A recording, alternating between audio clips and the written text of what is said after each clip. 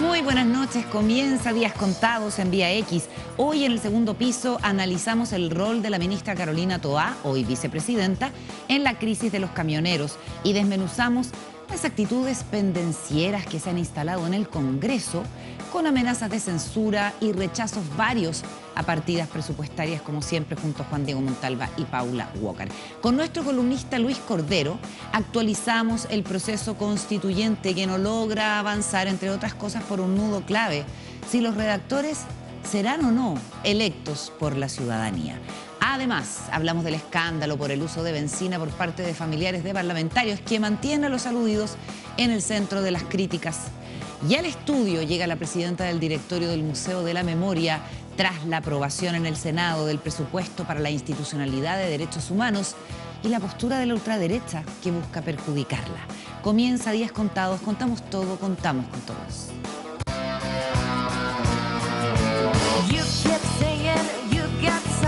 For me, something you call love, but unfair. Boots are made for one thing, and that's just what they do. Saludamos a Paula Walker esta noche y como cada noche. ¿Cómo estás, Paula? Bien, Carolita, buenas noches. Juan Diego Montalva, ¿qué tal? Muy bien, Carola. Qué bueno, me alegro. Oye, vamos a tener que concentrarnos en lo que está pasando en el mundo político, con negociaciones complicadas para el gobierno y con una cantidad de cosas pasando en el Senado y en la Cámara de Diputados. Abrimos el segundo piso en Días Contados.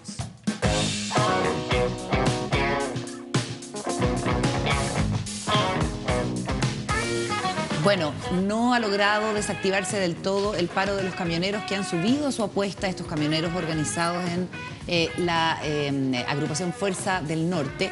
Y anoche vimos imágenes como esta, en que Carabineros, mandatado por la autoridad civil, hizo cumplir la ley y se llevó detenidos a varios de ellos porque se interpusieron las primeras 13 querellas por ley de seguridad del Estado por el bloqueo de las rutas. ¿Qué les parecen estas imágenes y cómo, de manera más bien rápida, diría yo, no sé si están de acuerdo, el gobierno toma la decisión?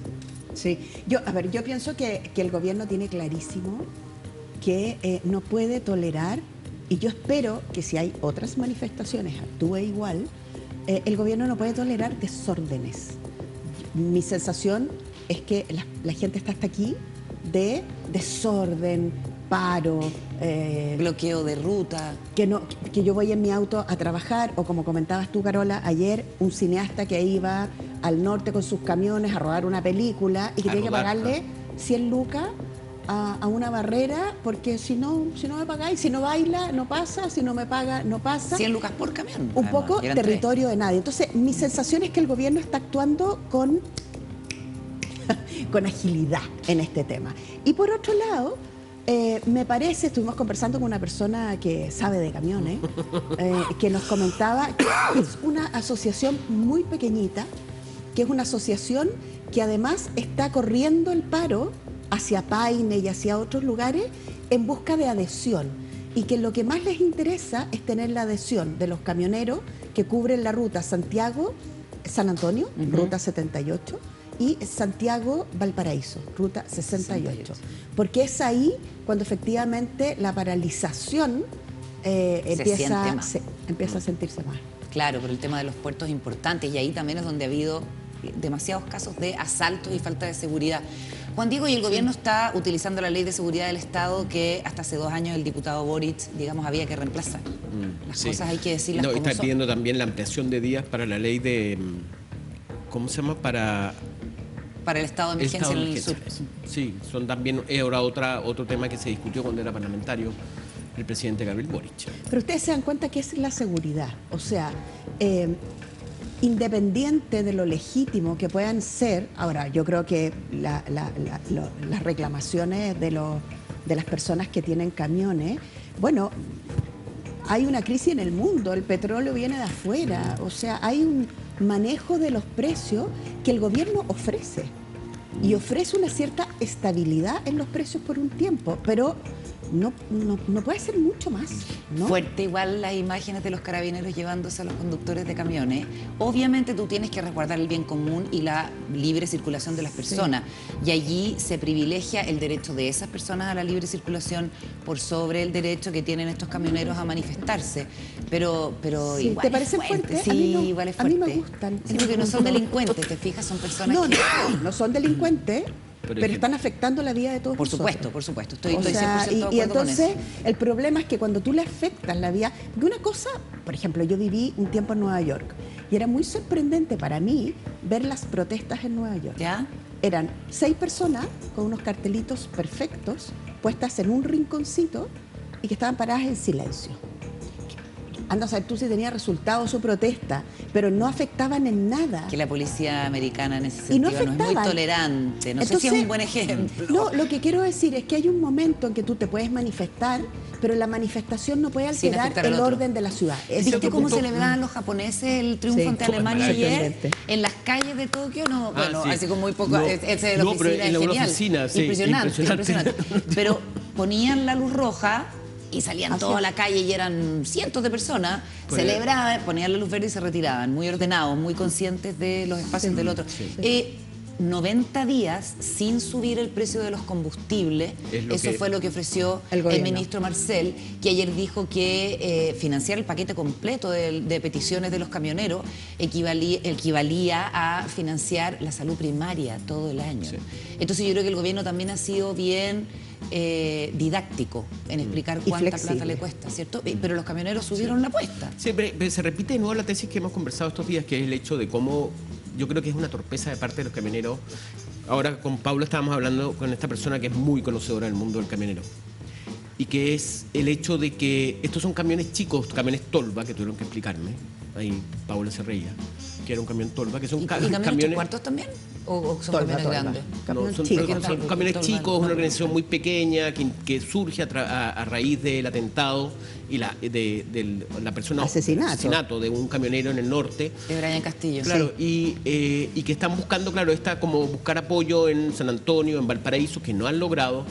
Y ellos tuvieron una negociación que me pareció de parte de Marcel muy exitosa, en un intento del gobierno por bajar la manifestación y bajar la protesta. Y ahora se han vuelto, o sea, la verdad que está perdiendo, yo creo que son esos puntos de quiebre en este tipo de crisis en donde se pierde, empiezas a perder apoyo, empiezas a perder filiación de gente Claro. que está ahí. En vez de Entonces, aprovechar el en vez- momento y sí, tomar la oferta que porque te pasan, hace. ellos se le ofreció 90 días de congelamiento de precio. ¿Ya?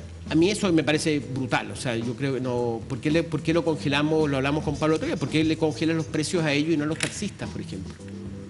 ¿Me entiendes? Que también están sufriendo bueno, pero le congelas, el gobierno le ofrece 90 días Que ya están subsidiados. y ya, el ellos diésel está subsidiado para los quieren transportistas. que sean 6 meses. 6 meses. Claro, claro. y ahí esto es una apenas mi apreciación, es que uno se pregunta ahí por qué ellos no incorporan el aumento de del petróleo al trabajo de ellos, ¿me entiendes? O sea, que es como, no sé, pasó con el caso de los containers era mucho más caro transportarlos desde China, bueno, ahora todos los productos eran más caros porque es muy caro el transporte. Entonces, ¿por qué Claro. en vez de que todos los chilenos paguen el aumento del petróleo, porque ellos no lo traspasan a los consumidores de los productos que ellos transportan? Es una manera, ¿me entiendes?, mucho más ecuánime de distribuir el alto costo que tiene el petróleo hoy día en la Y sociedad. seguramente las personas que contratan la carga van a preferir irse con otro camionero que no les traspase totalmente el aumento Pero ahí de está la la benzina. Pero bueno, competencia, pero bueno. veamos cómo lo ha hecho el gobierno en el manejo de esta crisis y específicamente, porque ya hablamos del ministro Marcel, ayer veíamos las declaraciones del subsecretario Monsalve, veamos las declaraciones de la vicepresidenta Carolina Toá sobre este asunto. El gobierno ha hecho todos los esfuerzos, como consta públicamente, por evitar este conflicto. El día lunes hizo un acuerdo que contenía medidas muy significativas, un esfuerzo importante por dar una respuesta concreta a varias demandas, que se habían planteado por parte de los transportistas que se han movilizado.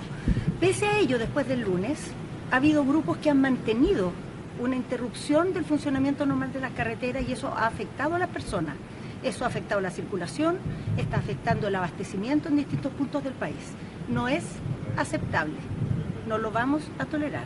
Por eso el gobierno ha decidido que va a invocar la Ley de Seguridad del Estado como corresponde en casos como este, y es un hecho, ya esta decisión ha sido tomada. La ministra Carolina Toá tiene el protagonismo literalmente porque como presidenta anda de viaje, está ella con la jefatura del Estado y porque en las últimas semanas ha tenido un alza sostenida en su popularidad. En la última CADEM subió 18 puntos, que es una cuestión muy sustantiva. ¿Cuáles son los riesgos, las oportunidades para Carolina Toá en el gobierno, una de las cartas políticas más fuertes del socialismo democrático? Hagamos una asesoría express para analizarlo acá en la mesa. Asesoría express a Carolina Toá.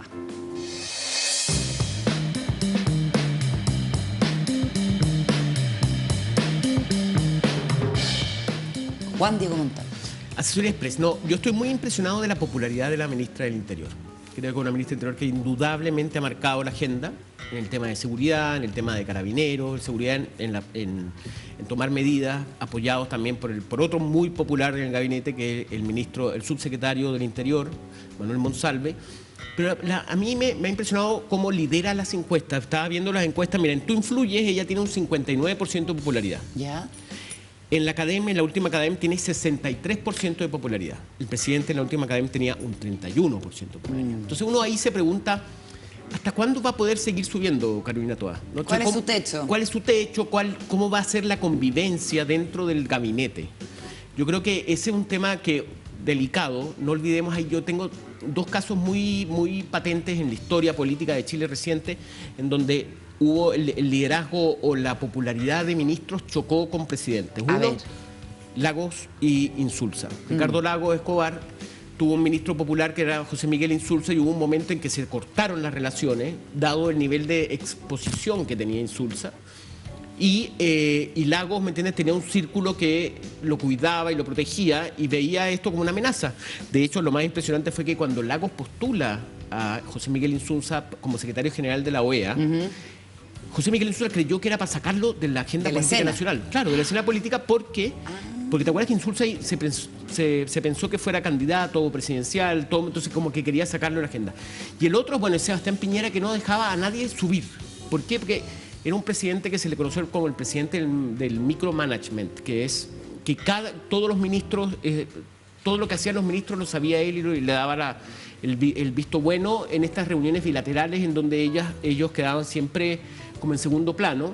Entonces como que era el presidente que sabía todo. Quería hablar todas las veces, quería hacer todas las pautas. Exacto. En la última parte del gobierno yo hacía el noticiero en esa época de la 1 de la tarde en Canal 13 y todas las pautas eran a la 1 de la tarde. ¿Y tú claro. cómo no vas a transmitir una cadena, o sea, una actividad del presidente? Entonces éramos los 5 noticieros en cadena. Por eso se hace la una. Y esa, claro, pero era muy reiterativo. Sí. Era en general como tema COVID. Sí, pero el presidente, lo que pasaba Y como, perdona, y como se dice por ahí, los presidentes tienen que hablar para cosas importantes. Sí. No pueden estar en Sí, todo. solo un paréntesis, ¿no? El presidente Piñera en el primer gobierno se solazaba frente a la prensa. ¿Quién les ha dado chiquillos? Porque nunca decía chiquilla, decía chiquillos y menos chiquillas. ¿Quién les ha dado, chiquillos de la prensa, más cuñas que este presidente? ¿En serio? No. A mí no me 6 cuñas en el día. Para las personas que nos están Piñera. escuchando, No, una Piñera. cuña es una frase interesante que golpee. Entonces, ¿quién les ha dado más cuña de todo el mundo? No, Y a al ver, final empezó... Piñera empezó, o sea, Piñera, los periodistas de la copucha de La Moneda, era cosa Piñera, presidente, ¿me puede dar podemos hablar un momento? Él hablaba con todo el mundo. En eso era generoso el hombre. Yo me Sí. acuerdo haberlo tenido una vez en un programa político, el Mesa Central, en el 13 también. Y la entrevista iba a durar, porque tuvo 25 minutos, media hora. Y al final, ¿el presidente se quiere quedar? Bueno. Y fuimos a la pausa y se quedó media hora más. Yo creo que eso tiene una gracia, a diferencia de Michelle Bachelet, que era como imposible hablar con ella. Era muy difícil Era muy hablar difícil, con Bachelet. sí, no era- sí. Pero cuando Bachelet habló conmigo. Déjale. Sí, ahí la Paula se la jugó. Ahí se la jugó. No. No, sí, evidentemente la presidenta también, pero era mucho, Pero Bachelet mucho más también era un caso y yo contenida. lo Más que pasa bien- es que no puedo hablar de eso, que está Paula acá y como Pero se llama. puedes hablar de lo que quieras. Me deja pensar. No, pero Bachelet también era una mujer, o sea, una presidenta que no era fácil que un presidente, que un ministro la superara, ¿me entendí? O sea, como habían Que cosas era que solo insuperable. decía ella, podía decir Bachelet, ¿me entendí? Y siempre había menciona que la presidenta me encargó, ¿te acuerdas? Como es una decisión de la presidenta, como que todo tenía que focalizarse en ella. Es una muy buena estrategia. Claro, parece que una autoridad natural por su carisma político insuperable. Pero en el caso de Piñera, ¿quién dirías tú, volviendo a lo que planteaba Juan Diego, que fue el ministro que más Yo creo amenazó al presidente Yo creo que Piñera? Alfredo Moreno, porque acuérdense, Goldborn. Goldborn fue en una época muy importante. Sí. Después fue que cayó en desgracia. Después hubo bastante, hasta ¿cómo se llama? Longueira, Pablo Longueira, en un momento cuando fue ministro de Economía, logró, me entendí, Sí. hacer como ponerse en la foto. Pero sin embargo siempre él era el que más podía hablar, el que más hablaba. Pero bueno, pero siguiendo el caso de Carolina Toá, lo que quería decir es... Volvamos a Carolina Toá, y porque la estábamos asesorando a ella, además. No, pero viendo estos casos, las dificultades que tiene tener un ministro tan popular en un gabinete y las competencias que puede generarse con el presidente, yo creo que en el caso de Boric, y en ese sentido, yo creo que puede que Boric no se moleste tanto como otros presidentes frente a un liderazgo así, porque ella ha sido una persona que resuelve problemas. Yo creo que hubo una cantidad de temas que hasta previo al cambio de gabinete estaban absolutamente desbocados. Seguridad era uno de ellos. Relación Acuérdate con el que Isquia Parlamento. Siches también quedó como vicepresidenta en un momento. Y yo Claro, estoy y fue- segura que la sensación compartida es que estamos en mejores manos con Carolina Toá de vicepresidenta. Claro. Las cosas sí, hay que no, decirlo. entonces, entre nos, sabemos los periodistas, el tema era qué va a pasar cuando Isquia Siches sea vicepresidenta. Pero bueno, pero ahí yo creo que el liderazgo del presidente de alguna manera no podría no chocar, o no se ha visto hasta ahora chocar con esta popularidad de Carolina Toá. La pregunta es cuánto va a durar, porque ahí, y en esto la Paula sabe mucho, el problema son los asesores, es el círculo cercano. Y tenemos un liderazgo del socialismo democrático muy potente a nivel de gabinete, con Monsalve en subsecretaría, que es socialista, Con con Mario Marcel, que es socialista, Ana Lía. Ana Lía, bueno, en vivienda, Carlos Montes. Hay un tema ahí que yo creo que en lo que es apruebo de dignidad puede generar un poco Como de ruido. resquemore. ¿Estás de acuerdo, Paula? Mira, yo lo que veo yo veo dos oportunidades súper claras para la ministra del Interior y un riesgo clásico de los ministros del Interior que solo se dedican a hacer un sheriff. No sé cómo se dirá Que le pasó insulsa, sí. en femenino, una sheriff. Si ella solo se queda en el orden público, lo que le va a pasar es que va a ser solo sheriff y no va a poder articular políticamente.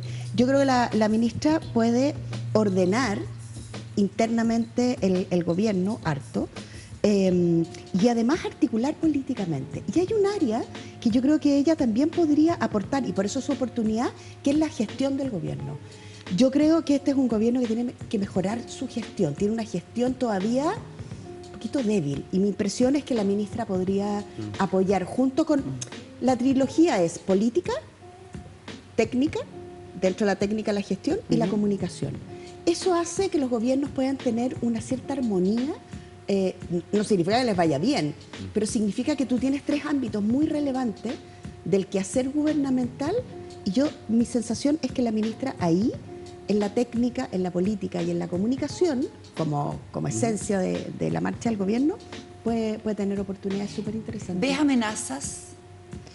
Que solo se quede como una sheriff, que la consuma el tema del orden. Ahora, es un orden bajo un Estado de Derecho. Y mi impresión es que el país hoy día tiene que hacer un upgrade grande. Yo encuentro inexplicable... En el sentido de poner mano más dura. No, perdona, no lo dije. A ver. En tema legislativo. O sea, hay leyes que tú tienes que poner... Que escalar. Que las tienes que modernizar, por ejemplo. ¿Para la agenda de seguridad? Sí, pues. Ah, ya. Sí, Ley han estado en eso. antiterrorista, por ejemplo. Sí, que es un cacho, es un Claro, cacho. pero tienes que hacerlo. O sea, el crimen organizado tiene un estándar legislativo que conversa con el siglo XXI.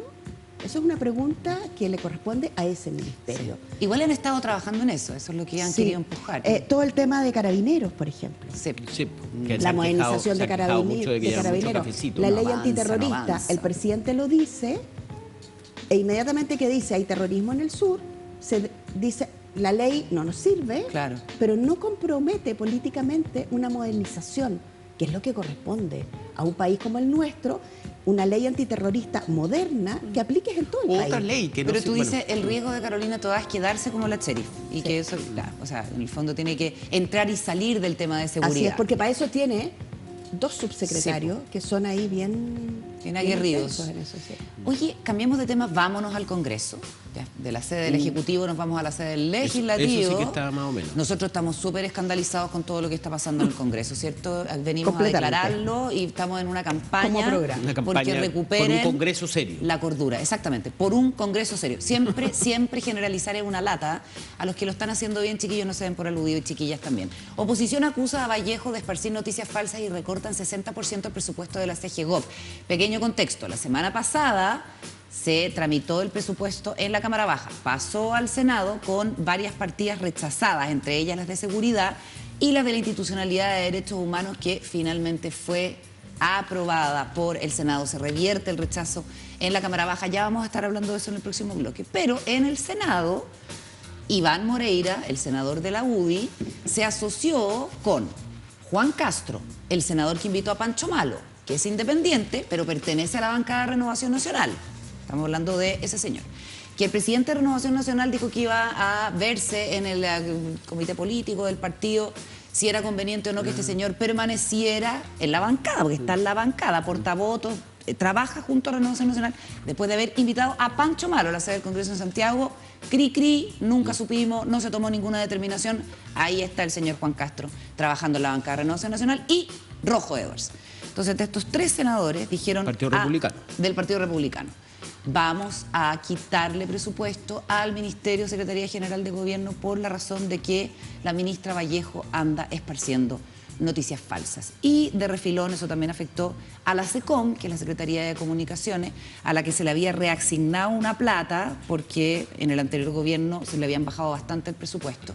Y la Paula nos va a explicar por qué es importante la SECOM y qué has podido reportear de esta campaña política en contra de la Camila Vallejo por parte de los senadores. Sí, bueno, la Secretaría de Comunicaciones tiene la responsabilidad en el gobierno de poder informar a la ciudadanía de las políticas públicas, de los beneficios y de los programas que los gobiernos hacen según su color político.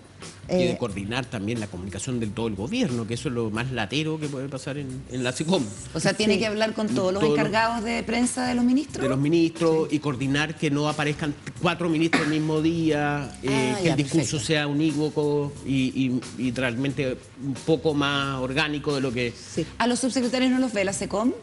¿O también las pautas de prensa de los subsecretarios? ¿O eso lo ven los ministerios? A ver, cada director o directora de la Secretaría de Comunicaciones le pone su impronta a la Secretaría. Por ley, el ministerio que dirige la ministra Camila Vallejo, por ley tiene que informar a la ciudadanía. Yo quiero poner ahí el énfasis. A mí me parece que cuando se reduce un presupuesto en el área de comunicaciones, lo que pasa es que tú dejas de informarle a la ciudadanía de los beneficios que tiene. Entonces, cuando la gente dice, es que no sabemos si la PGU, por ejemplo, que lo implementa el gobierno del presidente Piñera, que es una súper buena política pública para un montón de pensionados y pensionadas. ¿Cómo te informas? ¿Dónde buscas la pensión? Bueno, así muchas políticas públicas.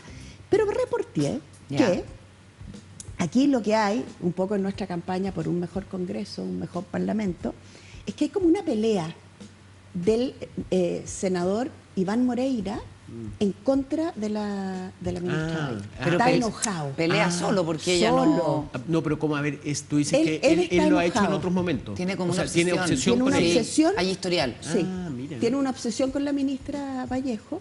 Él cree un montón de cosas que las cree solo, como dice la Carola, pero su manera de vengarse, que finalmente impacta también al país, es decir, te saco toda esta plata a tu ministerio. Oye, les cuento el cagüín de por qué Moreira cree que hay una ¿sabes intencionalidad. qué? Sí. A ver, cuéntalo. Que todos lo vimos. El 1 de junio fue la cuenta pública del presidente Gabriel Boric. Y en primera fila estaba el senador Iván Moreira, porque es Y senador. lo enfocaron un poco. No, Y entonces lo el enfocaron presidente cuando hablaron... empezó a hablar de corrupción. Claro. Y entonces lo enfocaron. Porque esas cosas pasan. Y por pero eso... el senador, explícalo bien, porque lo podemos convidar. nosotros lo sabemos. El senador acusa que eso fue una maniobra política. O sea que Vallejo hizo así, en el switch. O que la gente que trabaja con Vallejo a través de la SECOM, de la Secretaría de Comunicación y Cultura, tuvo una... aprieta el corrupto, botón. corrupto. Claro, aprieta el botón, muestra Moreira. Ya, esas cosas en general no son así, son No más bien ocurren, parte ¿no? de la... Bueno, eso es la Bueno, típica claro. conspiración. Pero eso Él es- puede sentirse afectado, pero de ahí a pensar que fue una operación política de la ministra Vallejo es un poco extremo. Pero además- y desde entonces no ha parado. Pero tú lo que puedes Bueno, hacer... ese día, perdona, lo que- para que se entienda ese caso, que es cuando justamente en la cuenta pública Moreira aparece sentado cuando se dice corrupción, sentadito ahí en el Senado, y él se paró indignado y fue Sí, a después criticar a alguien, fue a retar a a Giorgio sacar en Jackson. cara. A Giorgio Jackson le Sí, fue a sacar en todo cara lo a es lo las que voy. focas, Y como se eso, dice. claro, si uno dice que, o sea, ahí empieza el conflicto con el Ministerio de Secretaría General de Claro. Gobierno. Wow. Pero ojo, a ver. Moreira es un señor que estuvo metido en un lío. Un lío Raspando de... la El olla. raspado la olla en el caso Penta, pues. Entonces, a ver, no es que le estamos diciendo, o sea, no, él es un señor que tiene un proceso y que llegó a un acuerdo, además. Sí. No es que sea inocente Claro. de lo que se le acusó. Mira, ahí está el momento. Trataron de dañar mi imagen. Bueno, Moreira siempre ha sido sincero y lo dijo al tiro. Lo que Claro. pasa es que fue un poco largo. ¿Qué opina nuestro señor director Víctor Trincabarria? Fue un poquito largo igual, ¿o no? El pinchazo. Se le quedó pegado el dedo al director. Bueno, ojo que miren, déjenme contarles una cosa. En ese caso, que pasa muchas veces, a nosotros como en la Secretaría de Comunicaciones, también uno... ¿Cómo se hace esto? Tú contratas el servicio, por lo menos en la época de la presidenta Bachelet, se contrata el servicio a Televisión Nacional. Televisión Nacional instala las cámaras y lleva a un director. Claro, no es gente No de... es que el gobierno se pone a perillar. Claro, o que esté sentado el director de la SECOM o directora de la SECOM en el switch. ¿Te sentaste alguna vez en el switch, Paula? Yo no, pero sí gente de mi equipo se sentó en el switch. Claro. ¿Para qué? Para mostrar Las imágenes de apoyo. Público. Ah. En esa época era la señora que venía con gratuidad. perfecto. ¿Dónde está la señora? La de chaleco rojo y arriba. ella es, claro, porque la conocían, ¿Vale? es una cuestión Ahora, práctica. Mostremos al senador corrupto, entre comillas, en la televisión. Porque, o sea, realmente... Ahora, es una torpeza, porque mira, llevamos Claro, pero 3 no, minutos pero hablando lo del que senador quiero Moreira decirles con el tú- tema corrupto. O sea, pero- que torpe haberse pero sentido es- aludido. Pero la manera que tiene él de pelear es, en algún minuto, levantar este tema, proponer rebajar el presupuesto. El presupuesto, claro. Y lo que pasa es que en la sala, el paro de camioneros. ¿Vas a creer tú que tuvo algo que ver? Sí, pues. Porque no llegaron Los senadores senadores... oficialistas y adelantaron la votación de esa partida. Entonces fue una movida, según lo que entendemos nosotros, según el reporteo que hemos podido hacer, fue una movida política para... Asestarle un daño. Exactamente. Pero no es De hecho, la definitivo. ministra Vallejo no estaba porque iba a llegar después para participar precisamente de la votación de la glosa de su repartición y como la adelantaron no alcanzó a estar. Vuelve a la sala, Sí. vuelve a la sala su tercer trámite y lo más probable, como es habitualmente, es que se vaya a la comisión mixta de presupuesto antes de que se acabe el plazo. Yo creo que los gobiernos deben tener presupuesto para comunicar sus políticas públicas y al final quienes salen dañados de estas cosas son las personas que se enteran poco de lo que los gobiernos hacen. O Y de yo las creo- cosas que tiene que hacer para poder acceder a una Exacto. cantidad de facilidades Sí, de sí. o Me nuevas parece una iniciativas pésima públicas. idea. A plata para claro, Sí. pues solo Ahora, por un tema que vamos a hablar en otro político. momento es que Sí. yo siempre he pensado que el Ministerio de Secretaría General de Gobierno no debería existir. tú estás por una vocería al estilo gringo. Sí, una yo creo cosa- que tener un ministerio para un vocero es como demasiado. Sobre todo si es que sacas el tema de seguridad de interior y dejas interior como un ministerio netamente político y haces un ministerio de seguridad. Solamente para agregar el último elemento a la cazuela del senador Moreira, acuérdense que cuando viajó Camila Vallejo a Francia a participar de un seminario sobre libertad de expresión y fake news, él dijo que había viajado en primera clase, lo cual era falso y la ministra tuvo que poner el boleto y la cuestión. Y Entonces, el turista, lo que me impresionó bastante. que acusando a la viajara el ministra turista de fake Francia, news y sí. Bueno, Pero está en fin. bien, está bien.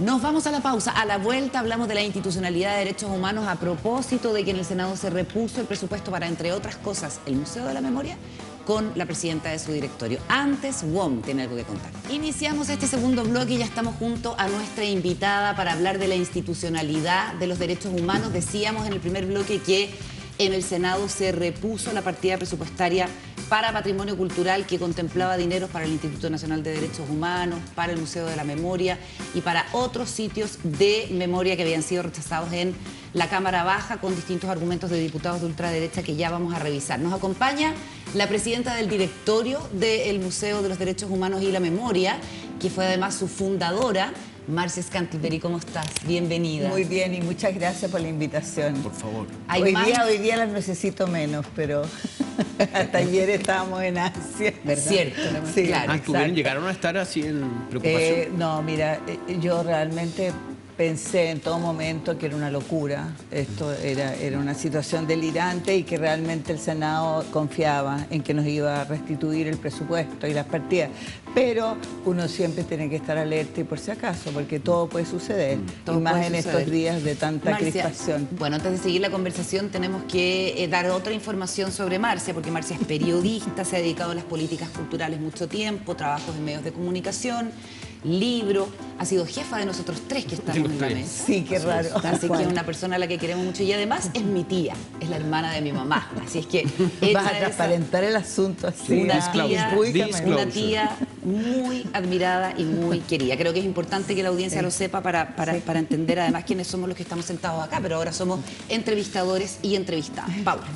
Marcia, nada, un placer tenerte hoy día con nosotros. Coincidimos en el gobierno de la presidenta Bachelet y yo recuerdo perfecto una conversación que tuvimos cuando la presidenta te encarga hacer el Museo de la Memoria. No había nada ahí, había probablemente un hoyo muy profundo, pero cuéntanos un poco cómo fue el proceso de hacer el Museo de la Memoria, qué te tocó hacer en ese momento a ti y cómo ha sido volver ahora como directora ad honorem, entiendo que no se te paga salario, hoy día Nada, ni en un el peso.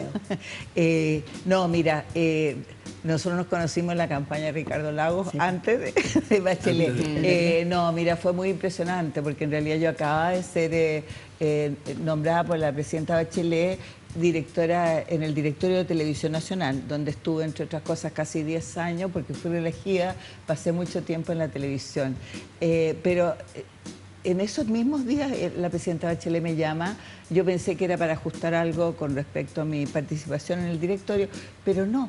Y ahí ella me presenta, a mí me habían advertido, me advirtió la encargada de derechos humanos, de todos los derechos humanos que fue en realidad mi jefa, que era María Luisa Sepúlveda, que estaba a cargo de todo. Y ella me llamó por teléfono un día, me dijo, Marcia, y me había adelantado. Pero cuando me llamó la presidenta, todo el mundo siempre cuenta que creyó que era una broma, pero en el caso mío yo no creí que era una broma, sabía más o menos para lo que era. Y efectivamente asistí a La Moneda, tuvimos una bilateral con ella, y ella me pasó media carilla y me dijo, Marcia, ¿tú quisieras hacerte cargo de esto? En ese momento, ¿cómo se llama? La popularidad de la presidenta fue el momento más bajo de su periodo. Entonces, yo creo que también... Primer gobierno estamos hablando. Exacto, pero yo creo que también fue un acto de audacia de ella, porque fue un acto de valor enorme, porque era enfrentarse con un tema muy complicado. Y yo le dije, presidenta, de todas maneras, yo no le voy a preguntar ni cuál es el horario, ni mi sueldo, nada de eso.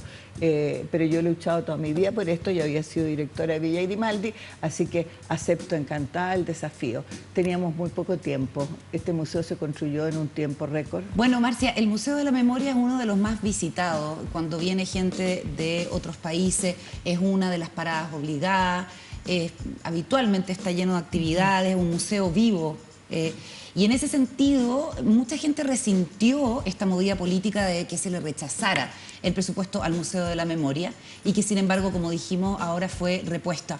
¿Ha habido, entiendo, muestras de solidaridad con el museo? ¿Ha ido más gente que antes a partir de esta controversia? Mucha gente. Es impresionante haber ido estos días en el museo, la gente que fue comentaba, porque estaba llenísimo. Incluso sábado y domingo, por ejemplo, este sábado y domingo, donde hubo una celebración. Nosotros tenemos celebraciones temáticas, en este caso eran los trans que tuvieron el fin de semana. Entonces el museo estaba con toda esa comunidad que estaba participando, porque ellos hicieron un recorrido, después un panel, teníamos después una fiesta, qué sé yo. Pero pensamos en eso, que fue pero llegó la gente, pero a borbotones, o sea, fue mucha gente que fue, porque nuestro público, una parte importante de nuestro público son los estudiantes. Eso ustedes tienen que saberlo porque ese fue el objetivo del museo. Ya. Cuando nosotros construimos Nuevas el museo, generaciones. claro, yo tenía la obsesión de que teníamos que poner soportes que convocaran a los jóvenes, mucho audiovisual, muchas cosas que fuera atractiva para ellos. Y en ese sentido, para mí es muy emocionante cuando voy al museo, recorro las galerías y ver a los niños, que es impresionante. Y además, ayer, por ejemplo, que fueron Mujeres por la Vida, y la Fanny Pollarolo, que era una de las que fue, digamos, representando Mujeres por la Vida, y el Ahí está la Partido foto. Socialista también, claro. Y al Partido Socialista estaba como impresionada porque las niñitas se le pegaban y le preguntaban y cuéntenos, qué sé yo. Entonces, es muy bonito eso, porque ayer también había una exposición, nosotros hacemos mucha extensión, una es la muerte estable, pero tenemos muchas actividades Que circulan. marginales, entonces había una gran exposición del feminismo. Entonces las niñitas le preguntaban a estas matriarcas, digamos, a la gente que había iniciado este movimiento, entonces se producía un diálogo muy, muy espontáneo, es muy bonito. Marcia, no, a mí me parece interesante porque los museos de la memoria, en los viajes que uno ha hecho, se ha encontrado con museos de la memoria en Sudáfrica por el tema del apartheid. En Alemania hay uno que es de terror, porque realmente es como una sala oscura, ¿me entienden?, donde uno entra y ese es por el Holocausto. En Argentina, por el tema de derechos humanos, la comunidad judía, por el AMIA, el atentado al AMIA, que murieron una cantidad de... 80 y tantos. Sí, 86. sí, pero que voy, que existe en el mundo esto. ¿Cuáles son? ¿Cómo es el tema de los museos de la memoria en el mundo? Porque tú viajaste buscando Sí. antecedentes y referentes, ¿no? Yo viajé, pero además nosotros somos parte de casi todas estas instancias internacionales que agrupan a los museos y sitios de memoria. Pero efectivamente, cuando la presidenta me encargó este tema, ella me dio la orden de viajar y yo tuve que recorrer y recorrí impresionante cantidad de lugares del mundo, o sea, visitando, qué sé yo, en Nueva York, el Museo Judío, que me impresiona, que todavía tengo un pendiente ahí porque hay una parte de ese museo que es maravilloso y que yo trabajo con las palabras porque soy periodista como usted, entonces el tema del lenguaje. De hecho, a la entrada del museo nuestro, cuando la gente dice que no hay contexto, hay un kiosco que lo que quiso fue representar lo que pasaba el día 10 de septiembre, en que tú ves en la prensa, desde el PEC hasta el siglo, el nivel de agresividad que crean las palabras y todo, y que son provocaciones, cómo llevan a un paroxismo. Bueno, eso, por ejemplo, lo vi en un museo. Hay otros museos donde hay cosas impresionantes, el Museo Judío, por ejemplo, en Nueva York, que es muy impresionante porque, bueno, ellos saben mucho de esto. Pero una de las cosas que nosotros no armamos un museo poniendo fotitos y documentos al azar, sino que hubo discusiones muy importantes. Por ejemplo, a nosotros nos importaban mucho los niños. Ese museo tiene una línea abajo, donde hay como un programa arriba para los mayores y abajo para los niños. Y también, por ejemplo, en el caso de ese museo judío, los judíos tienen mucha experiencia en esto. También te dan un número a la entrada, como le daban a la gente de los campos de concentración. Yeah. Ellos utilizaron mucho también, por ejemplo, toda esta teoría del horror. Entonces tú ves enormes pilas de zapatos, de pelo, de todo. Nosotros todo eso lo discutimos, ¿no es cierto? Sobre Dentro del si nosotros directorio- queríamos... Claro, porque hay un momento que también el horror crea rechazo. Hay un límite. Pero Marcia, entonces- cuando tú dices, perdona que te interrumpa, Sí. cuando tú dices lo discutimos, yo entiendo que hay un directorio que es un poco el que le da la gobernabilidad en ese sentido. Y ese directorio está integrado por personas de distintas sensibilidades políticas, ¿no? Cuéntanos Claro. un poco de eso porque, claro, es un museo que contiene historias de muchas personas que vieron violados sus derechos humanos en la dictadura, pero también es un museo que busca traer al hoy violaciones de derechos humanos de un montón de sectores distintos. Entonces, no es que sea un museo solamente Claro. estancado en el pasado, O de la ¿no? izquierda. Y Por además supuesto. cuya curatoría ocurre con distintas sensibilidades políticas, ¿no? Así es, y por ejemplo, cuando yo recibí el proyecto del museo, el proyecto arquitectónico, ojo, porque tú dijiste una palabra que es muy clave, que es un museo vivo. Resulta que yo en ese tiempo, yo creo que el museo está ubicado, lo digo porque es importante que la gente lo sepa, en la estación de metro más bella de Santiago, Sí. donde es una cosa impresionante porque está el mural de Mata, Verbo América. Quinta Normal, ¿o no? Sí, en Quinta Quinta Normal. Y después hay un bibliometro, que es un proyecto de la maravillosa Marta Cruzcoque, que yo apoyé muchísimo, y ella porque en ese tiempo decían bibliometro, se van a robar los libros. Bueno, si en este país decíamos nosotros, la gente no lee, mejor que se roben los libros por último, pero no es así. Bueno, está también ahí, hay un enorme auditorium que en ese tiempo el presidente del metro era Clemente Pérez, que me dijo: Marcia, me recibió con todo, ustedes pueden hacer presentaciones aquí, pero es un auditorio para miles de personas, entonces para mí era clave tener un auditorio más pequeño, y fue una pelea que dimos con María Luisa Sepúlveda y la ganamos, y ese auditorio existe hoy día y está reservado al infinitum, porque si tú vas, hay 3 presentaciones, una presentación de un libro, otro, y en el área de afuera, olvídate en este periodo, porque el lenguaje más determinante para los jóvenes es la cultura, entonces hay cantidad, en el verano se llena la parte de afuera, ¿cómo se llama?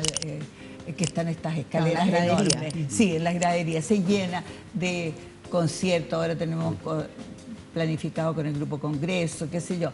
Entonces hay mucho movimiento y es un museo vivo. Que es Y lo que políticamente es, como te preguntaba la Paula, transversal. Claro, absolutamente transversal. De hecho, en el directorio, bueno, es que estamos en una situación especial, particular, porque nosotros estamos renovando, esa fue la idea.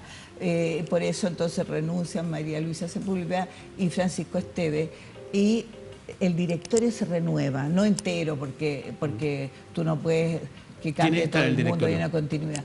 Está Carlos Peña, bueno, se fue Agustín Esquella, que de alguna manera estaba en la convención, se fue Milan Ibelis, que también un gran aporte, Milan, se fue Gastón Gómez, que en realidad Gastón nunca participó mucho, y se fue, bueno, María Luisa Sepúlveda, que era la presidenta, ellos se fueron. Y iniciamos un proceso de búsqueda, porque la idea nuestra era que la gente no tiene que quedarse demasiado tiempo en las pegas, y resulta que era renovar el museo. Y ahí se inició este proceso de búsqueda, y entonces vinieron a reemplazar a los que se fueron. Después vamos a ir paulatinamente cambiando a la gente, y la gente se va a ir yendo. En este momento está Arturo Fontaine, está Daniel Platowski, está entonces los nuevos. Alejandra Cantor, que representa una sensibilidad abierta, liberal, pero que tiene una historia de gestión maravillosa y es muy entusiasta. Está ella. Está Patricio Zapata, que también representa otra sensibilidad, porque nosotros en el primer directorio tuvimos a Andrés Elwin, que se retiró por motivo de salud y como que nunca se había reemplazado. Esa sensibilidad. Patricio Zapata representa eso, pero es un gran constitucionalista. A la democracia y cristiana. en este momento, claro, el tema de la Constitución para nosotros es clave. Yo creo que es importante también que la gente sepa que tú fuiste víctima de prisión política, de tortura. Entonces, además, eso evidentemente como te da una voz para opinar sobre las declaraciones que se escucharon en la Cámara Baja entre los parlamentarios, sobre todo el Partido Republicano, que impulsaron que se rechazara esta partida, ¿cierto? Gonzalo de la Carrera, veamos lo que tuiteó en ese momento. Logramos dejarlos sin ni uno. Y ahí está el monto para el Museo de la Memoria y el monto para la Fundación Salvador Allende. No fue el único que se solazó, digamos, con el rechazo de esto. Entonces yo quisiera preguntarte, Marcia, en esta doble condición de directora presidenta del director del museo, pero también de víctima de las violaciones a los derechos humanos en la dictadura, ¿qué te parece con que se esté ya no relativizando el consenso que teníamos sobre derechos humanos, sino directamente tratando de debilitarlo y ojalá destruir lo que hemos construido de institucionalidad de derechos humanos? Mira, yo también soy optimista. Cuando la gente dice que aquí no ha pasado nada, que ha pasado mucho. Yo digo hoy día, ¿no es cierto? Hay muy poca gente, a mí no me toca gente que diga que niegue las violaciones de derechos humanos, y pensamos que no hace tantos años, ¿no es cierto? Había gente que decía que nunca se violaron los derechos humanos, y bueno, y el centro de la dictadura fue el negacionismo. Aquí no ha pasado nada, Londres 38 se le cambia el número, por lo tanto nunca hubo centro de tortura, en La Moneda se elimina la puerta, por lo tanto nunca salió Allende y nunca pasó nada. Bueno, y el colmo, te fijas, de este sistema son los detenidos desaparecidos, que se les niega su existencia.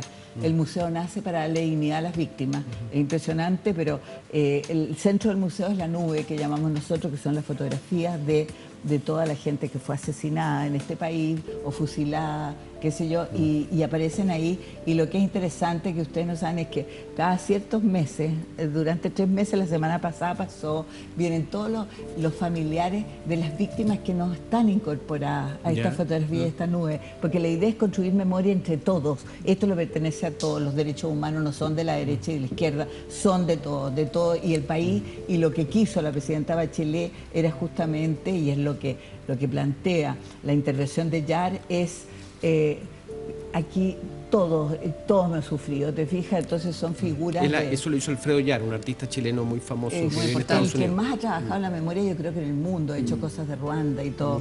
Y ahí entonces la frase que nosotros le dimos a él para que él hiciera eso es: todos hemos perdido algo, que significa esto no le pasó a un grupo de víctimas o estas lloronas que andan. Bueno, yo por supuesto soy una de las personas que soy reconocida como víctima, por eso que es gravísimo, y me pareció, yo no sabía si era una desubicación, una provocación, lo que dicen estos señores que se atreven a decir presuntas víctimas en un país donde ha habido no sé cuánto sentencias, donde hay más de 1.100, entre otros, perpetradores de tortura y derechos humanos presos. Ese país ha tomado gente presa. Entonces, hablar de presuntas víctimas, o sea, se supone...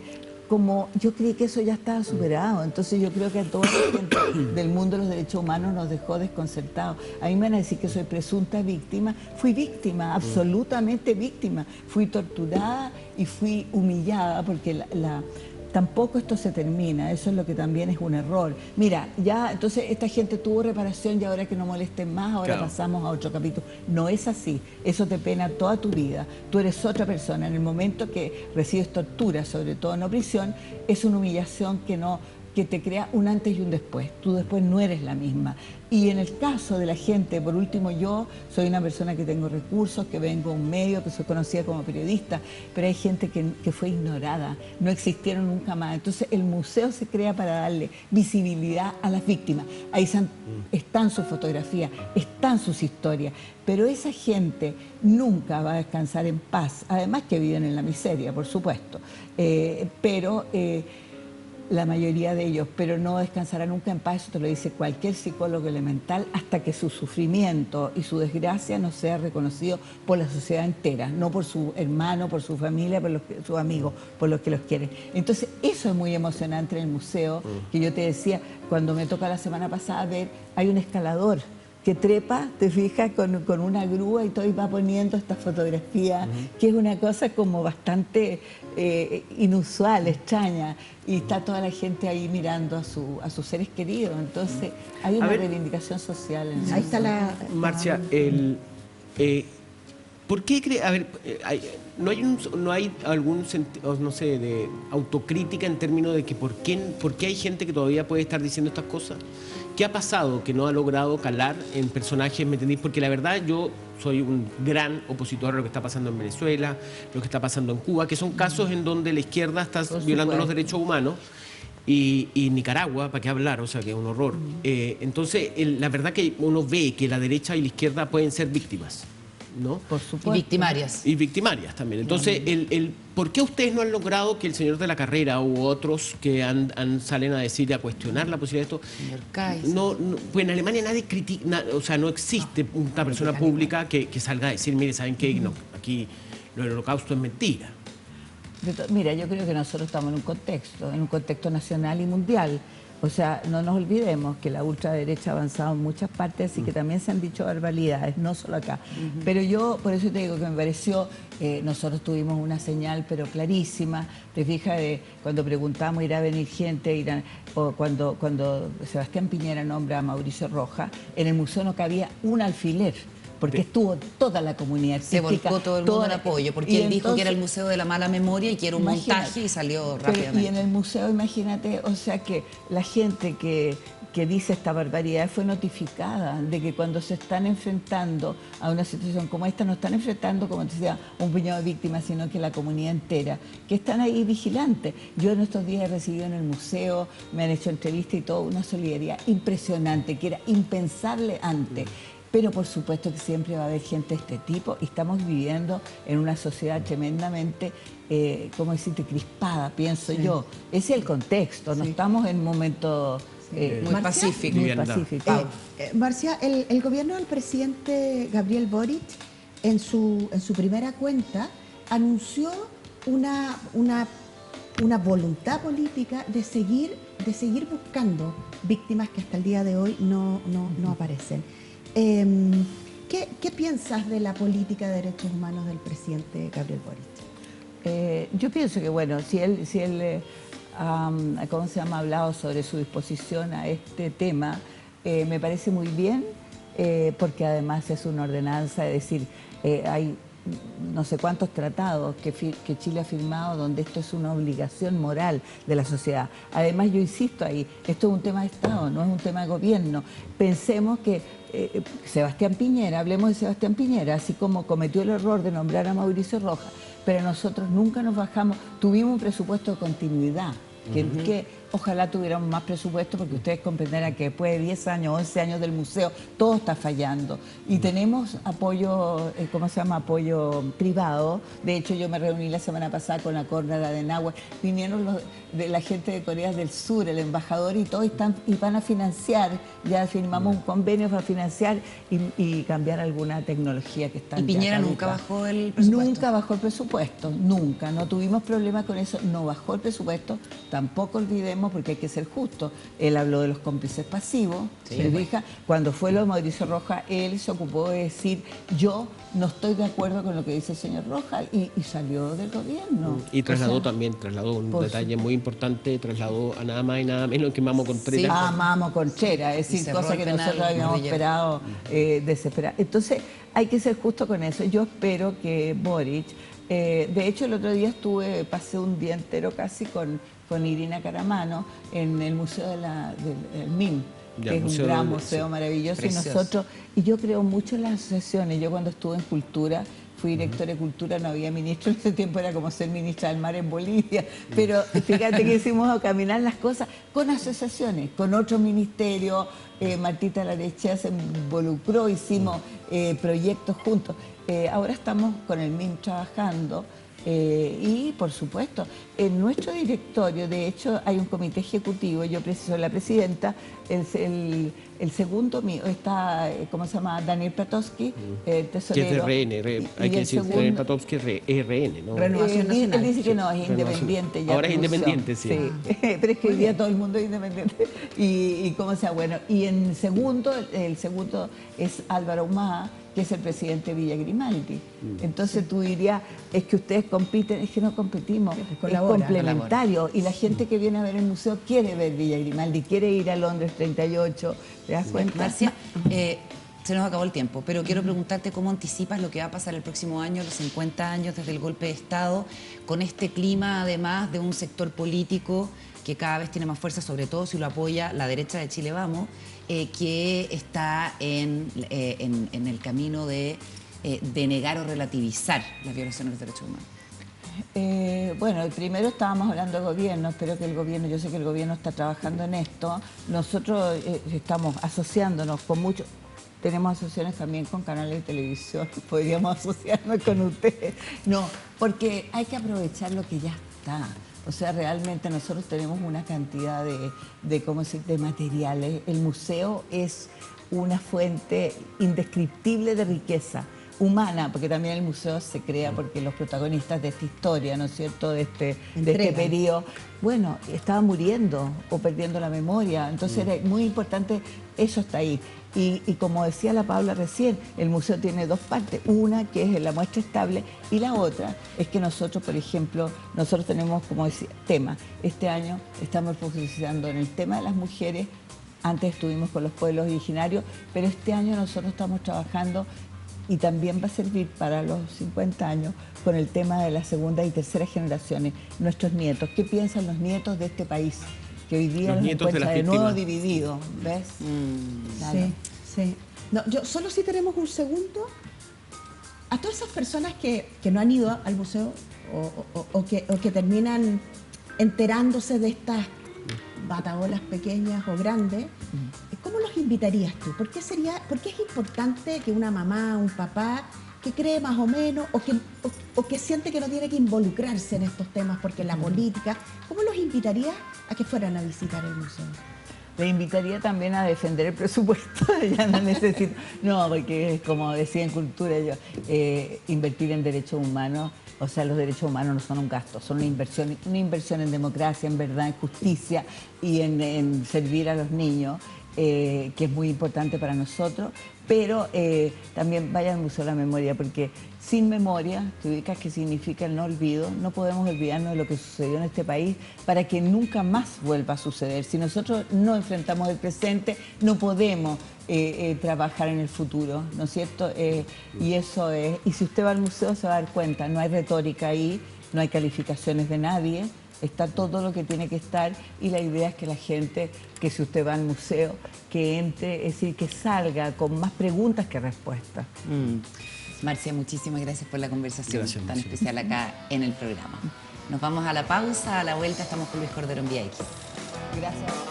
Juntados recibimos a nuestro columnista, el abogado Luis Cordero. ¿Cómo estás, Lucho? Bien, ¿ustedes? Por Dios, que hay tema, ¿eh? Pero empecemos por algo que conocimos ayer, un reportaje de CIPER que nos vino a presentar la periodista Paulina Toro, Sí. y que da cuenta que el mal uso que siguen haciendo los parlamentarios con estas tarjetas de benzina, que en este caso son facilitadas a familiares, que así, pero como Pedro por su casa, llenan sucesivas veces el estanque. ¿Hay regulación específica sobre este tema? Es una larga historia que comienza el año 2009, ¿Ya? con el uso de las asignaciones parlamentarias, estaban vinculadas a otros temas, como la contratación de Familiares.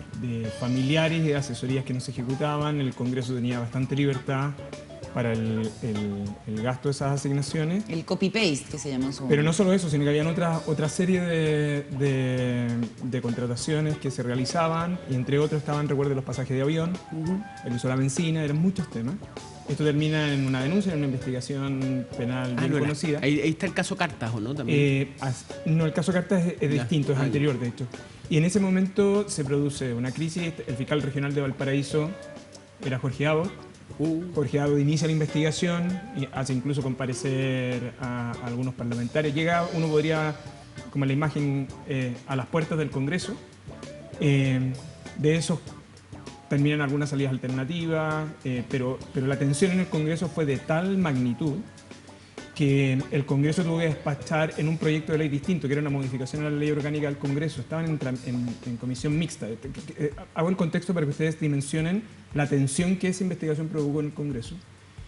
Era presidente del Senado Jovino Noa y en la Cámara de Diputados estaba Álvarez. Rodrigo. Rodrigo Álvarez.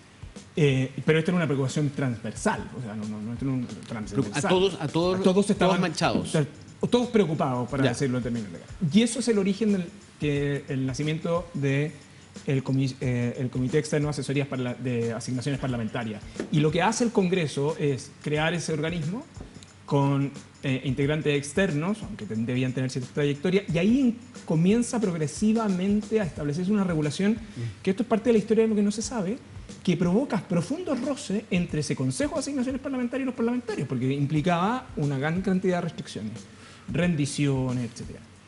Hago esta larga explicación, y hay otros hechos entre medio, porque finalmente el sistema que en la actualidad rige, que es el de la tarjeta, La tenemos ahí, la imagen. esa es un sistema a su vez más restringido que el anterior, que era la rendición además asociada a monto. Entonces, lo que hemos venido con los años es tratando de ir, o el Congreso ha tratado, y particularmente la Cámara de Diputados, de establecer cada vez mecanismos más estrictos de rendición. Entonces, cuando aparece el reportaje, ustedes lo informan y lo conversan ayer, yo lo que a mí me gustaría mostrar es que el Congreso tiene un problema endémico ahí. O sea, porque pese a todos los esfuerzos que se ha hecho, probablemente pueden seguir existiendo muy malas prácticas. Una de las razones que probablemente podría explicar esto es que mantiene un sistema de control, de autocontrol. Sí. O sea, estos mismos hechos suceden en la administración pública. ¿Ya? ¿Qué Del pasaría? ministro hacia abajo, Ya. O sea, es uso inadecuado de vehículo fiscal, hay un problema con la bitácora, la Contraloría instruye sumario administrativo, esos funcionarios pueden terminar destituidos y probablemente con una denuncia al Ministerio Público por malversación de fondos públicos. O sea, este mismo hecho en la administración pública tiene un nivel de reacción y severidad. Por eso, si algunos de ustedes han pasado por la administración pública, sabrán que tener cargo con auto con chofer es un problema, no es un privilegio. Quedémonos ahí un segundo, Lucho, porque, por ejemplo, el Ministerio Público, frente a esta denuncia que nosotros dimos ayer en exclusiva y conversamos, ¿tiene algo que hacer, que decir? ¿Debería hacer algo? Probablemente eso va a depender mucho de lo que haga la Cámara de Diputados, las explicaciones que den los diputados. Pero más allá de las podría explicaciones. eventualmente abrir una investigación. Sí. Dicho de otra manera, nuevo fiscal cuando exista o el momento actual, ¿tiene atribuciones para...? Pero esto es esencialmente una responsabilidad de los fiscal regional. Está bien, pero debería y podría decir, a ver, ya, investiguemos esto. Probablemente. ¿Y el comité externo con nombres importantes como el exministro de Hacienda, Rodrigo Valdés, ejerce su función de Son no dos tomar las cosas, decisiones que tomaban los incumbentes? Eso es bien relevante. El Consejo de Asignaciones Parlamentarias fija las reglas. No fiscaliza. No tiene facultades para fiscalizar. Luego hay un mecanismo de auditoría que audita, pero la sanción en estos casos queda en manos de los comités de ética, tanto de la Cámara como del Senado. ¿Y quién forma el comité de ética? Por el integrantes parlamentarios. Por eso, cuando ustedes analizan todas las evaluaciones de las organizaciones de la sociedad civil, Chile Transparente, todas las fundaciones que trabajan en este tipo de cosas, habitualmente, siempre su observación, y yo la comparto, es que el autocontrol finalmente diluye la aplicación de las reglas. Por eso yo creo que hay que hacer una distinción. El Consejo fija las reglas, que yo creo que progresivamente con el tiempo han ido aumentando en su restricción. Pero otra cosa distinta es que esas reglas funcionen en la medida que tenga un mecanismo adecuado de cumplimiento. Y aquí hay un pequeño detalle, fíjate que yo creo que a veces como que los parlamentarios y sus equipos probablemente yo no digo que esto sea mala fe, sino que probablemente por la vorágine en la que están, no logran entender el riesgo en el que están. Fíjate que si esto, claro, en la administración pública pasa esto, pero claro, aparece la Contraloría y con toda su severidad la Contraloría determinará, mira, esto es infracción administrativa y si, bueno, hay antecedentes, los mandará al Ministerio Público. Bueno, pero ese nivel de control te genera un régimen de autodisciplina que este es uno de los temas que yo te diría que desde el funcionario administrativo... ¿Y la Contraloría no fiscaliza a los parlamentarios? Me acuerdo, pero es que nunca les pasa nada, pues, Lucho, nunca les pasa nada. Lo más grave que les pasa es una sanción del 15% de la dieta, que es lo máximo, y que determina el comité, la Comisión de Ética Integral, como dice la Paula, por ellos mismos. Entonces, ¿cómo es la cosa? Sí, nunca va a pasar, nunca les pasa nada, pero ojo, nunca les pasa nada hasta que aparezca, y esto es el riesgo al cual están sometidos. Como no tiene un mecanismo de control administrativo severo, se exponen rápidamente a una investigación penal. A una investigación penal. Y eso el simple hecho que es el simple hecho que eso suceda. Está bien, pero ¿cuántas investigaciones penales han tenido? No lo sé, yo no tengo el número, pero hemos tenido varias. Fíjate que a raíz de todo esto... Cuando Abbott después fue fiscal nacional, volvió sobre estos temas, en el tema de las asignaciones parlamentarias. Abbott, como fiscal nacional. El tema de las asignaciones parlamentarias, yo de verdad creo que el Congreso y los parlamentarios, probablemente los nuevos, yo creo que cuando no tienes dimensión de la trayectoria, tú pierdes el contexto. Cuando uno mira hacia atrás, la crisis del 2009 fue una crisis muy problemática para el Congreso. Porque es el momento a partir del cual el Congreso comienza a ser investigado con cómo gestiona su plata administrativa. Eso es muy complicado. Sí, ahora mira, fíjate que en pauta nosotros, yo para ser honesto, y soy muy crítico de este tipo de pautas, en términos de, y lo conversamos para dar a conocer todo este tema, porque creo que finalmente es como una manera fácil de destruir una institución, ¿no? Yo creo, y discutíamos, bueno, deberíamos de investigar qué pasa en otros países, por qué ocurre esto, y por qué nos juntamos... Tú dices la denuncia de CIPER por el tema de la benzina. Claro, de la benzina, porque periodísticamente a mí me ha tocado como editor. A mí me han pasado, mira, tengo esta denuncia ya, pero ¿por qué no, en vez de ir de a gotas, me entendés que esta es la de la benzina, este es el pasaje, este es el, no sé, la oficina, ¿por qué no hace una cosa bien en términos periodísticos, me entiendes, hacer cuáles son los flancos débiles que tiene el Congreso y compararlo con otros países y dar soluciones? Yo creo que esa debería ser como la pauta ideal periodísticamente, que presentar soluciones. Sin embargo, es indudable, y quedó ayer, y hay que decirlo, o sea, así cuando nosotros dimos a conocer este caso, cuando CIPER publica esto, aparece una cantidad de inasistencias de Boric, del actual presidente, en su momento diputado, Boric, de Jackson, y que faltaron, no sé, una cantidad de días y no tienen ningún tipo de penalidad le bajan, creo, también un 15% por faltar. Sabemos perfectamente que en un trabajo normal, si tú faltas, tanto en el Estado como en el sector privado, te echan.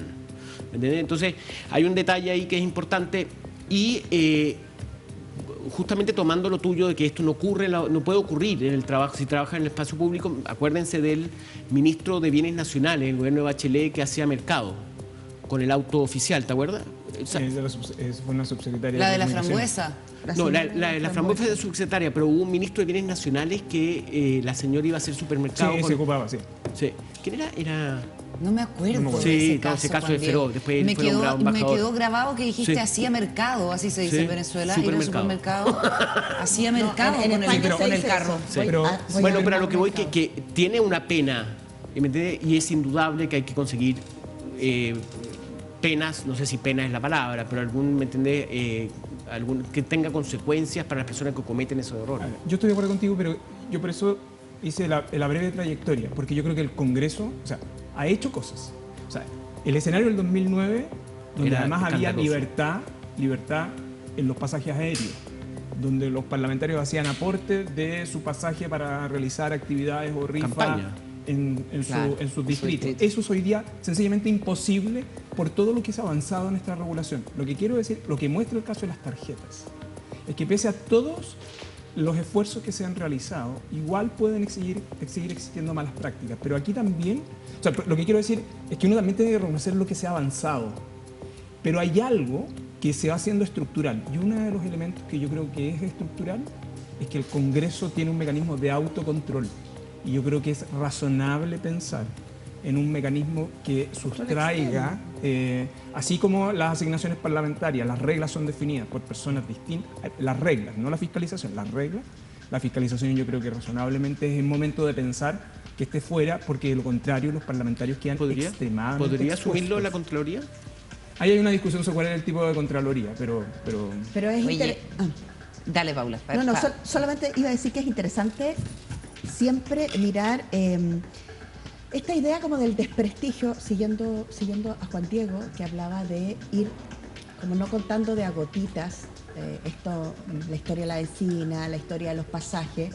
Ayer nos contaban que la historia de los pasajes, tú dices que no se puede hacer, pero echa la regla, echa la trampa, por los que tienen que hacer la regla, es que dependiendo de la hora de la sesión, empiezan a reservar pasajes, A comprar pasajes. que los compran, y compran pasajes a las 4, a las 6, a las 8, Porque no a las saben a qué 10. hora va a terminar la no sesión. saben a qué hora, pero compran 5 pasajes y vuelan uno, Claro. los otros 4. Pero es distinto como en dos que se lo puedes regalar a tu hija. No, está bien, pero lo que quiero decir es que si el objetivo final es transparencia, probidad, usar bien. Sí, austeridad. Y usar bien lo que aportamos en un punto, todos nosotros, reforma tributaria mediante, o sea, son muchas Sí. las historias para que las personas que están en su casa, en un punto, se choreen y puedan decir, Sí. ¿sabéis qué? En realidad la casta política, que se protege entre todos, que entre todos determinan las reglas, pero entonces, ¿quiénes son los jefes o las jefas de los parlamentarios? Administrativamente, ¿quién? Ya ni siquiera los partidos. No, o sea, Los partidos ya. porque todos tenemos en un punto un jefe o una jefa, a no ser que seas un ¿cómo se llama? Una persona que... Independiente. Claro, mi Se jefe supone es la que Carola. Se supone que es el Acá. pueblo, el Claro, soberano. o sea, la Soy la jefa no, jefa de el Paula elector. Walker, llegué a la cumbre, llegué a la cumbre. Mi jefe es la Carola. Nuestra entonces, única la jefa, jefa la es jefa de Tamara todo. Quintana. Además, las 24 horas, las 24 horas a través del ordenadita. WhatsApp. Bueno, ¿cuáles son los jefes o las jefas de los parlamentarios? no, pero yo creo que este no es un problema de jefe. Este es Pero un me problema entiendes que tú sí. tienes que rendirle a alguien. Sí, en un pero se punto. supone que para eso son las elecciones. Es el soberano quien dice soberano. ya. Claro, pero otra cosa distinta es la gestión adecuada de los fondos públicos. Mm. Y yo creo que ahí es algo, yo creo que hay que insistir. El Congreso ha avanzado, lo que pasa es que mantenemos una cierta brecha. Y lo que yo creo que, para lo que sirven estos casos es para demostrar que aunque tú hubieses avanzado en un 80%, tú te equivocas en un 10%, y el costo reputacional sigue siendo muy relevante en un contexto de crisis de confianza brutal en el fondo. Entonces yo creo, la pregunta no es a quién denuncias, la pregunta es cómo los parlamentarios toman conciencia de que el efecto es superior a ellos, es superior al caso de su tarjeta. Claro, es la institucionalidad la que institucionalidad cruje. lo que está detrás. Lucho, no podemos no hablar de la continuidad del proceso constituyente, que yo sé que la gente ya puede estar súper perdida. Por eso vamos a lo bien concreto. ¿Vamos a tener o no vamos a tener constitución? Y con este nudo, Amarillos planteaba que en realidad no había que elegir convencionales nuevos, sino que lo tenía que hacer el Congreso. Hay gente que votó apruebo y que votó rechazo, que defiende la importancia de que sean electos los convencionales. ¿En qué estamos? Bueno, además recuerda que hay una minuta del equipo del PPD que además abre la posibilidad, lo publicó la tercera, creo que ayer hoy, la posibilidad también de que sea el Congreso que designe al grupo de expertos y que luego el Congreso, en base al anteproyecto de ese grupo de expertos, tenga una tramitación legislativa similar a la de la ley de presupuesto, es decir, con una comisión mixta de senadores y diputados. A ver, yo creo que el escenario en el que estamos, yo quiero ser bien franco, yo creo que estamos en un momento donde no solo la crisis de confianza, sino que la práctica del sistema institucional, y estoy pensando entre otras cosas en el Congreso, como que pierde orden, y yo tengo la sensación que la única alternativa de poder encauzar en términos institucionales el sistema político en el contexto de nueva constitución. No hay otra alternativa. Eso lo ha dicho el presidente propio. Pero no hay otra alternativa por el efecto que tiene en el sistema electoral. En segundo lugar, por la atomización del sistema de partido, donde hoy día en el Congreso ser jefe de bancada tiene poca relevancia porque por algo los ministros hablan con el jefe de bancada en el entendido que está hablando con los parlamentarios de la bancada, pero el parlamentario que no recibe la comunicación del ministro dice no han hablado conmigo, pero bueno, hay ciertos códigos. ¡Qué agote! Entonces, lo que quiero decir es que la situación del ejercicio institucional está muy deteriorado y por lo tanto, si uno tuviera que decir, al menos para qué necesitamos nueva constitución, al menos para reestructurar el sistema político y darle estabilidad. Dicho eso, yo creo que eso es lo urgente. O sea, lo que quiero decir es que cuando aquí la persona dice, las personas están cansadas, y es cierto, yo creo que están agotadas, del nuevo proceso constituyente, ojo, eso hay que distinguir de la necesidad a esta altura, más allá de derechos sociales, de tener una nueva constitución porque es necesario volver a encauzar el funcionamiento del sistema político. Yo creo que esa es la situación en la que estamos. Luego, ¿cuál es el mejor mecanismo? La ironía de todo esto es que a estas alturas que haya al menos entre medio de todos los enfoques un consenso. Pareciera que sea 100% electa. No es una alternativa. No es una alternativa. No. O sea que estamos. Tiene que ser. No es una alternativa. No es una alternativa. Esa está descartada. 100%. Es que Tú la Se ves. le tiró la cadena a los o sea, lo que 100% creo que Hoy electos. día está estamos pasando, hablando, ese lo está que claro. estamos hablando, y creo que es a lo cual se abrió parte de la conversación, es que una parte sea electa y la otra provenga de un grupo de expertos, así que sea mixta en términos del origen de elección o Dice designado que por eso el es gracias Congreso. al PPD y su ministro. No estoy diciendo que sea, yo creo que esto ha ido avanzando en cierto pragmatismo. Y entre otras cosas creo que también uno es el discurso de la elección, esto es lo que además entiendo que puede estar pasando, y otra es la pregunta que tienen los partidos políticos legítima, otra cosa es cómo lo confiesan públicamente, es si conviene en estos momentos ir a una elección de convencionales por cómo queda esa distribución. En ese sentido, Entonces, yo tengo la impresión de que el péndulo se está moviendo hacia lo más pragmático y lo más pragmático probablemente termine siendo, no estoy seguro, pero creo que si uno analiza distintas como iniciativas y conversaciones, un organismo mixto electo con expertos en el fondo. Ya, está bien, po. en ese sentido que quería hacer hincapié en una cosa, o sea, y corrígeme si estoy equivocado, que es el hecho de que todos los grupos políticos, tanto de derecha como de izquierda, saben, hay una incertidumbre respecto a la elección y preferirían, de alguna manera, tener una cuota de estabilidad en términos de buscar que no sea todos elegidos en una elección. Puede ¿no? ser, pero Eso- yo creo que tenemos, pero además hay una incertidumbre que tiene que ver con el destino, y el segundo, en un año que es muy complejo, el 2023, y además con una elección muy complicada el 2024, que es la municipal y la de gobernadores regionales. Entonces, si yo tuviera que decir, hay una idea, los especialistas hablan, en un momento determinado hablan de patriotismo constitucional, es decir, la idea de ser leales a la Constitución. Yo creo que este es un momento de patriotismo, de necesidad de patriotismo constitucional. Yo creo que tenemos que salir de esto con cierta sensatez, porque creo que el deterioro del sistema político probablemente sea hoy día la principal razón que esté motivando a avanzar ese nuevo texto. Nos quisimos sacudir la Constitución del 80 y no hemos sido capaces de Increíble. generar una nueva... Oye, ya, se nos acabó el tiempo. La próxima semana vamos a estar hablando con Lucho Cordero de lo que va a haber sido el día anterior, el miércoles 30, la exposición del candidato fiscal nacional José Morales ante el Senado. Lucho, como siempre, muchísimas gracias y hasta la próxima. Estoy muy bien, buenas noches. Paula Walker, Juan Diego Montalva, qué Buenas gusto noches. compartir con ustedes. Muy buenas noches. Nos reencontramos mañana en Días Contados.